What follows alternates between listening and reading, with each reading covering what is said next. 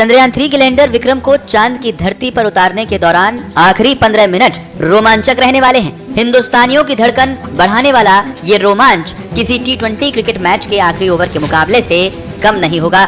Lander Vikram लगभग 6048 kilometre प्रति घंटे 1.68 किलोमीटर प्रति सेकंड की रफ्तार से चांद पर उतरने के लिए अपनी यात्रा शुरू करेगा और 15 से 16 मिनट में लगभग 800 किलोमीटर दूर जाकर लैंड करेगा। एक निश्चित समय और ऊंचाई पर उसकी गति 0 तक लाई जाएगी। वहीं लैंडिंग के समय उसकी अधिकतम गति 1 से 2 मीटर प्रति सेकंड रह जाएगी। इसरो अध्यक्ष एच सोमनाथ के अनुसार चंद्रयान 3 को पहले चांद की 100 किलोमीटर गुणा 30 किलोमीटर वाली कक्षा में लाया जाएगा। जब चांद की सतह से लैंडर की दूरी 30 किलोमीटर रह जाएगी तब वो लैंडिंग के लिए रवाना होगा।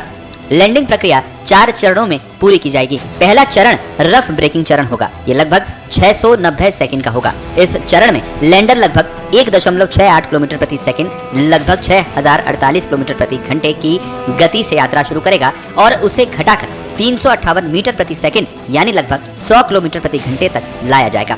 लैंडर का वेग कम करने के लिए 400 न्यूटन के 4 इंजन फायर किए जाएंगे।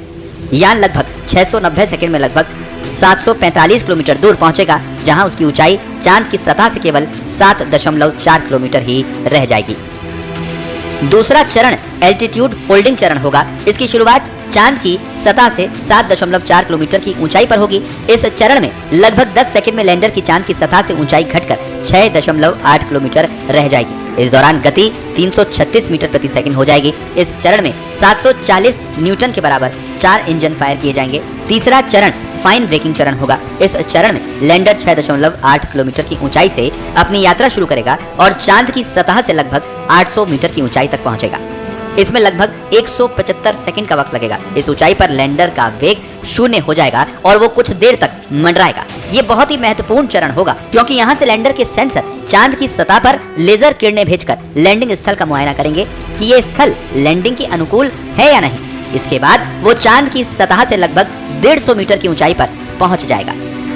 चांद की सतह से लगभग 150 मीटर की ऊंचाई पर लैंडर फैसला करेगा कि उसे इस स्थल पर लैंड करना है या नहीं। अगर कोई चट्टान है या स्थल लैंडिंग के अनुकूल नहीं है तो वो वहां से 150 मीटर दूर आगे निकल जाएगा और वहां लैंड करेगा। ये आखिरी चरण टर्मिनल डिसेंट चरण होगा। विक्रम 150 मीटर की ऊंचाई से पहले 60 मीटर की ऊंचाई तक आएगा, फिर वहां से 10 मीटर की ऊंचाई तक पहुंचेगा। जब चांद की सतह से ऊंचाई सिर्फ 10 मीटर रह जाएगी तब वो आहिस्ते से लैंडिंग के लिए आगे बढ़ेगा और उस समय उसकी गति केवल 1 या 2 मीटर प्रति सेकंड रह जाएगी। जब लैंडर चांद की धरती पर उतरेगा तो उसका कुल वजन 800 किलोग्राम रहेगा।